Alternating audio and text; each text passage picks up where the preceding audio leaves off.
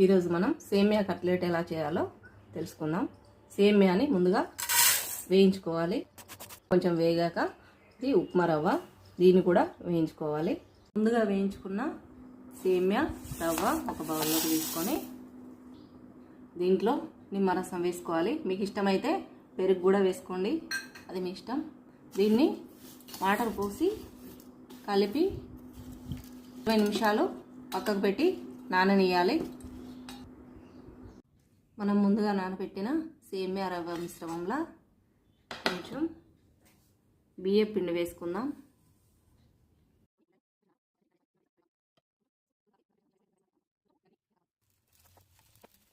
రెండు వైపులా తిప్పుతూ ఇలా కాల్చుకోవాలి.